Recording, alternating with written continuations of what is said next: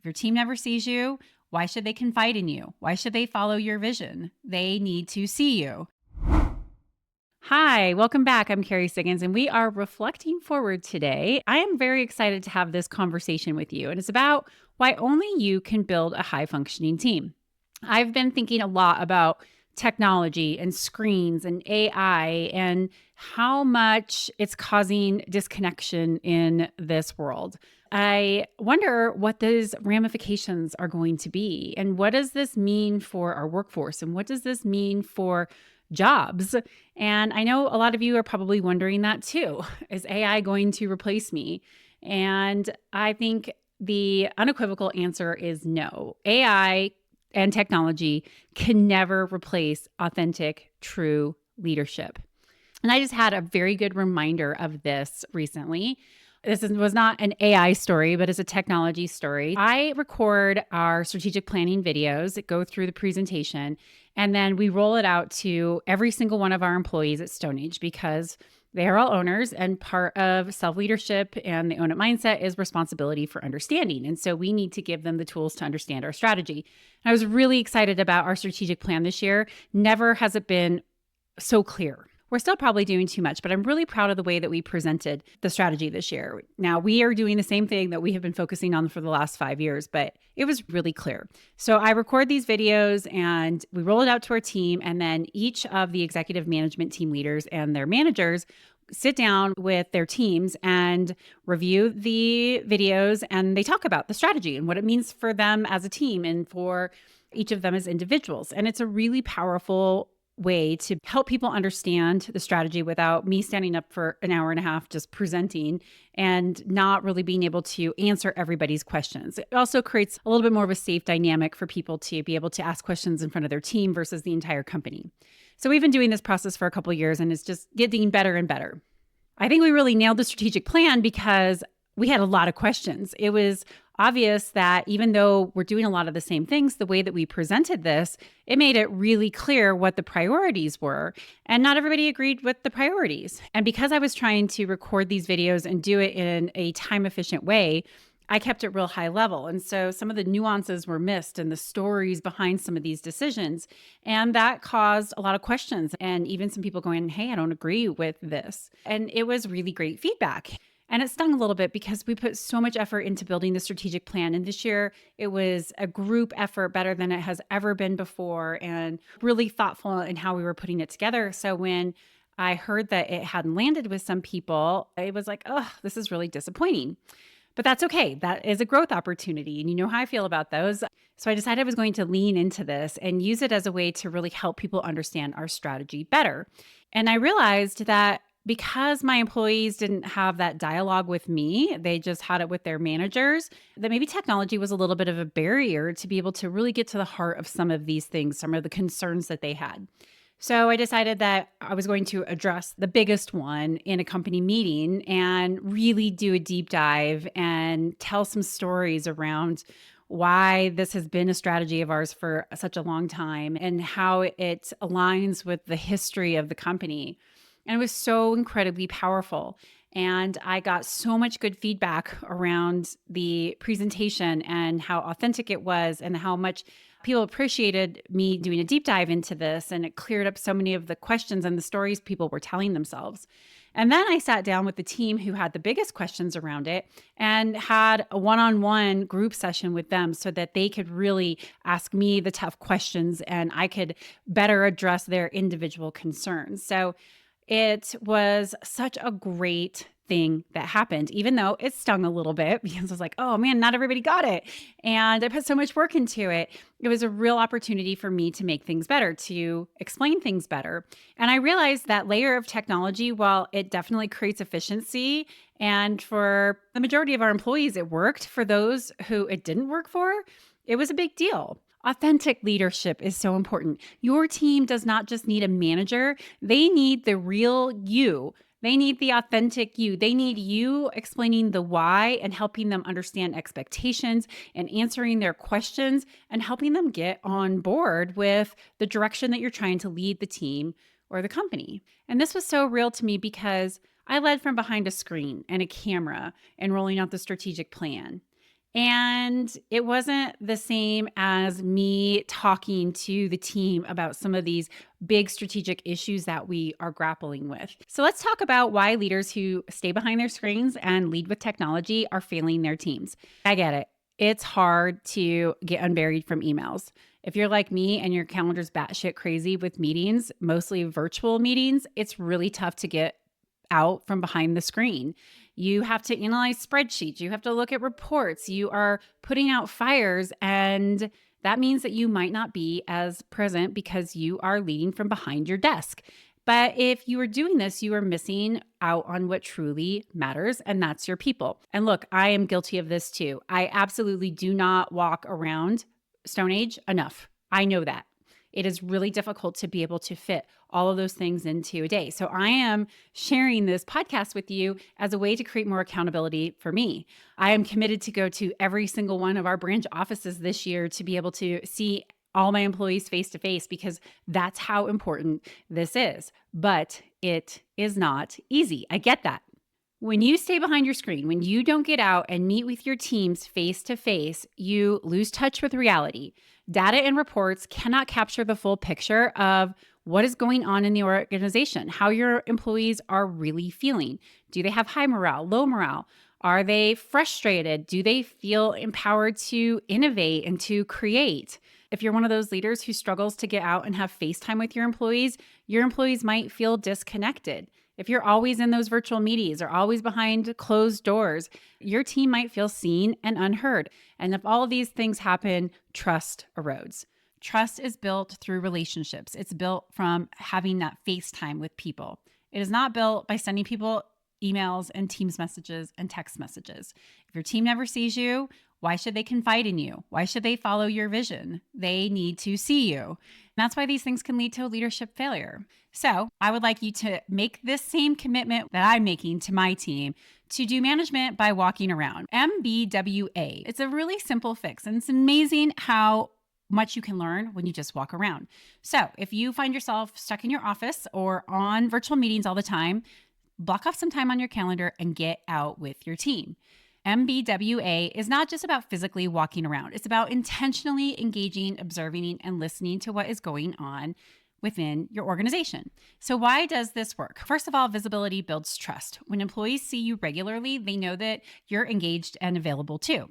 I do this a lot in my monthly company meetings. We have a monthly all hands meeting where all the employees come together, and it is in a virtual space, but at least we are there talking about what's going on in the organization. I'm not the only one who presents, but I always have a topic that I cover, but we talk about what's going on in the organization and people get to see each other. And that builds trust, especially since we have employees all over the world. It is a regular opportunity for people to understand what's going on in the organization and to engage with leadership.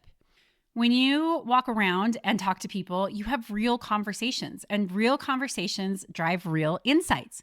You will never uncover pain points, inefficiencies, or have great ideas if you are just waiting to have those things happen in formal meetings. It's those informal conversations that amazing things happen.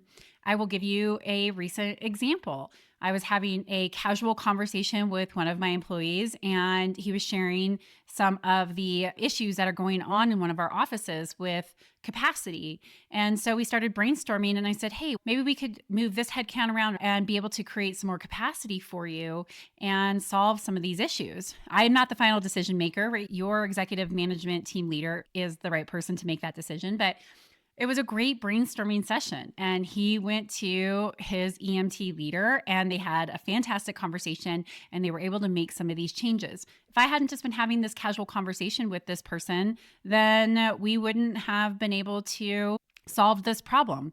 Another example that happened recently, I was in France seeing my French team, and we were talking about when we're going to do the big open house. And we had picked April to do it, which is still in turnaround season for us, which is when all of our work happens, when all the plants are shut down to do work. And that's when we're really busy. And it's also could be crappy weather in France. But they were nervous to say something because I had picked that date based on all of the travel that I have going on in the spring. And in a casual conversation, as one of my team members was driving me to the airport, he said, "Yeah, we're a little bit worried about some of our clients not being able to come in April because they're still going to be busy with work." And I said, "Oh, when do you think we should do it?" He said, "I think June would be a much better time frame." So I said, "Let me pull up my calendar and see when I can come back in June." I said, "Okay, how about these dates?" He said, "Yeah, I think that can work." So he went back and talked with the entire French team and our managing director for international sales, and they all agreed that this was a better time to hold the event. How disappointing would it have been if we would put all this work into a grand opening and missed out on seeing some of our customers because it wasn't the right timing. And they were concerned about saying something about that date because they thought it was the only time I would be able to come over and join for the open house. And so this casual conversation, because I happened to be in France visiting the team and had some airtime during a car ride, this came up and we made a much better decision.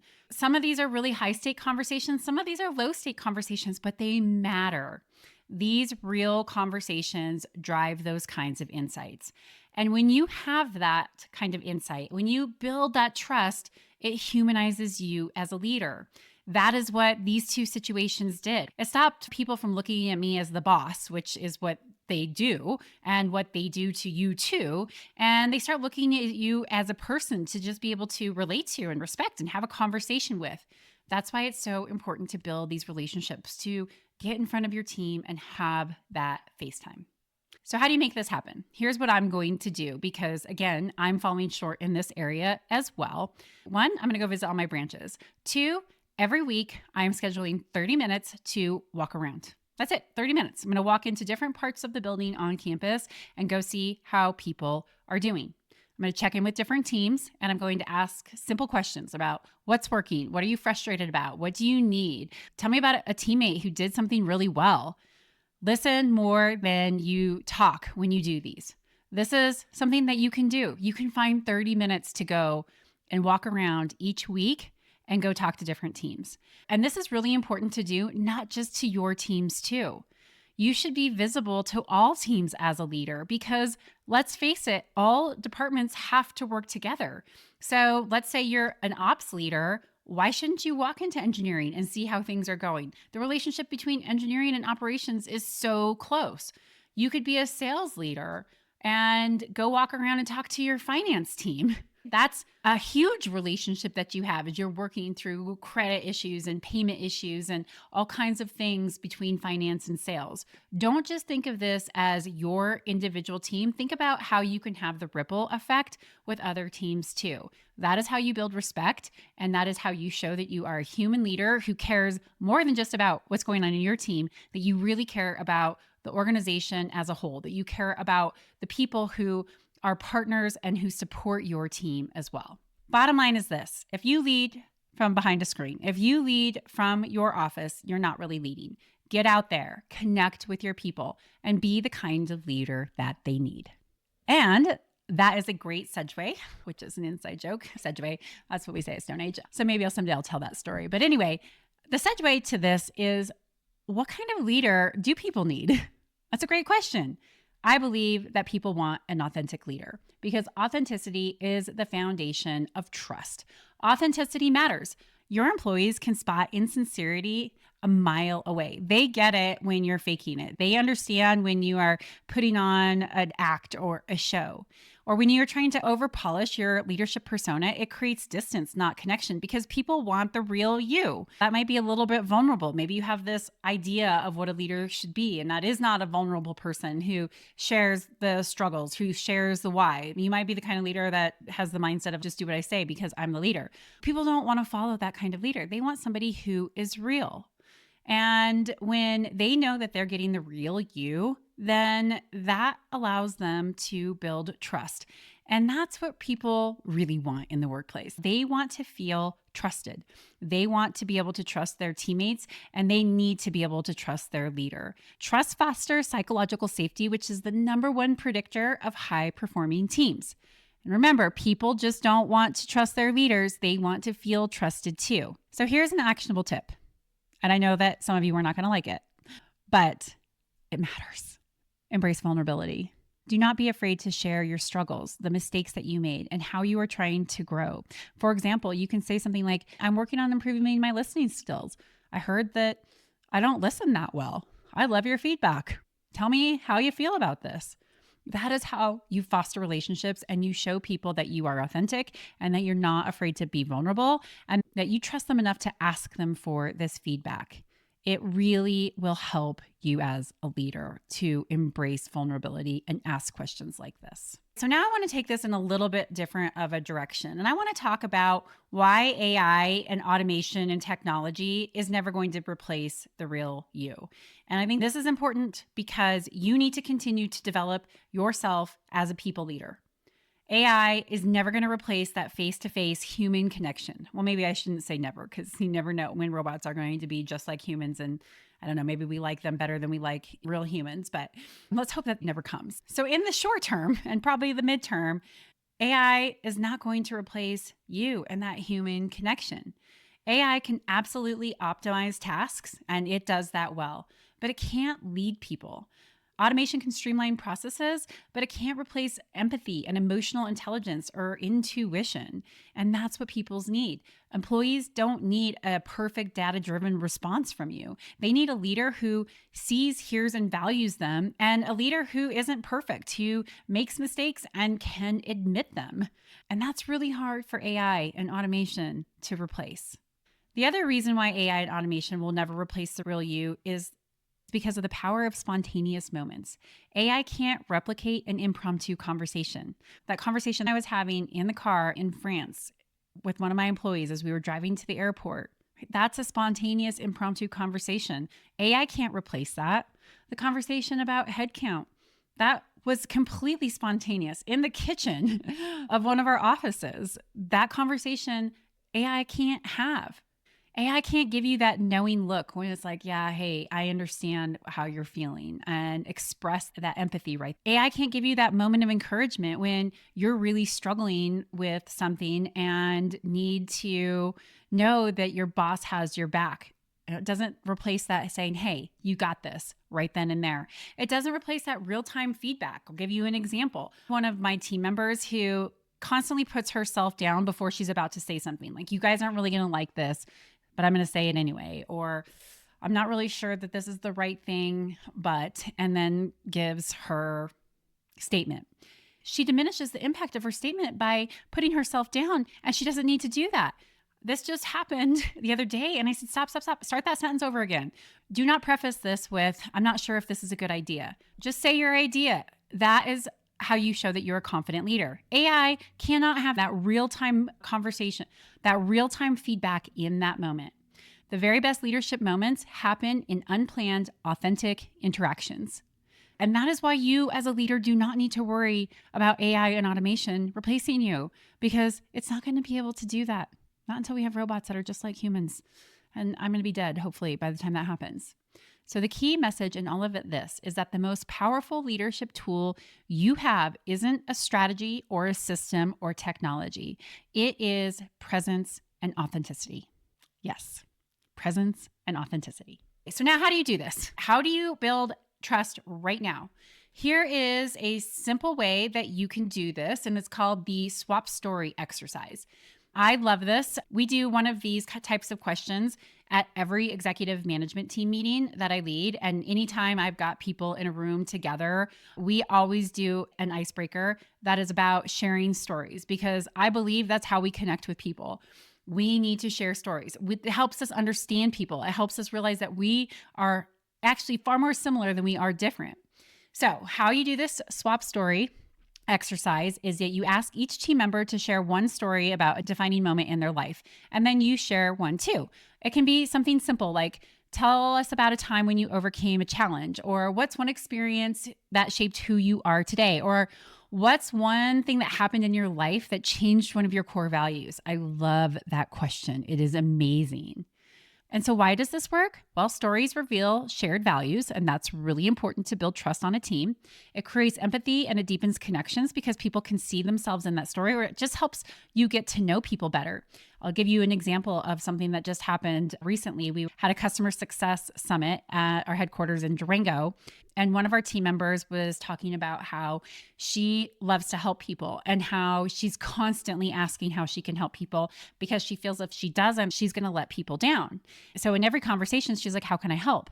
Another person on the team, prior to hearing this story, used to be frustrated by her comment saying, how can I help? She felt, man, this person is just constantly asking me to tell her how to help me instead of just coming up with ideas. And she didn't realize that it was this deep-seated pattern that this person had about always wanting to help and feeling like she wasn't adding value if she wasn't being helpful. It had nothing to do with her trying to push that onto other people. So they had a conversation about this, and it created so much more understanding and a significantly better relationship. That is the power right there. It helps people understand each other better. When you share stories like this, it helps team members see you as a real person, not just their boss, and it helps them see each other as real people, not just their colleagues. So story swapping is so important. Pro tip on this, when you're just getting started, is go first as the leader of the team. Leaders need to set the tone by being open and vulnerable. And when you share a story that is vulnerable, it will help other people do the same. This happened to me decades ago when I decided to share that I had substance abuse issues prior to coming to Stone Age with my team. I had not shared that publicly. I had a lot of shame around it, and I was afraid that they were going to judge me, but I decided that I was going to share the story with them. And oh my gosh, it opened up a much better conversation. People shared way more personal stories because of me sharing this deeply personal story, and the relationship and the connections that I built were profound. I did not need to feel shame.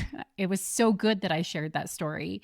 And if I wouldn't have done it, other people would not have shared more vulnerable stories as well. So go first. Now I always go last, but we built this pattern and habit of story sharing. And so I'd much rather let other people share their stories and I always go last. But if you're just getting started, you set the tone.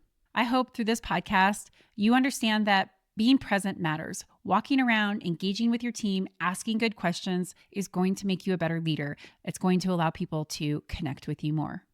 I hope from this podcast, you can see that being authentic allows people to see the real you, which is what they really want. They don't want some polished version of a leader. They want to know who you are. They want to connect with you, and they cannot do that if you are not authentic. And finally, I hope that this podcast inspired you to embrace the human side of leadership. AI cannot replace connection. Technology cannot replace connection. Just like I shared in my example of recording videos instead of having that real-time dialogue with people. Connecting with our humanity matters, and it probably matters more now than it ever has, at least in modern day history. So my call to action for you this week, the challenge I set for you, is to put that 30 minutes on your calendar and walk around. Ask genuine questions, connect with your team, connect with other teams in the company. Remember, trust starts with you showing up as you.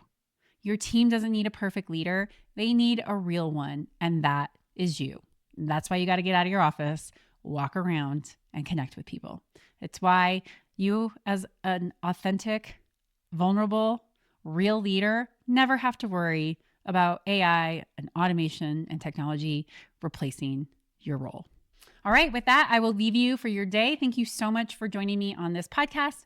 I hope you enjoyed it. If you feel like this episode can help somebody who is maybe struggling with getting out of their office and walking around or connecting with others, please share it. My goal is to make as big of an impact as I possibly can, helping other people see that there is a different way to lead. And you can help me on that mission by sharing these episodes. And of course, if you like this overall podcast, subscribe to it on my YouTube channel or on your favorite podcast platform. Leave me comments. I always love to hear what you think about my leadership philosophies. And of course, share it with a friend. Go on and rate it. Write a review. That always helps with the algorithms. Thanks so much. I look forward to hosting you next week. Take care.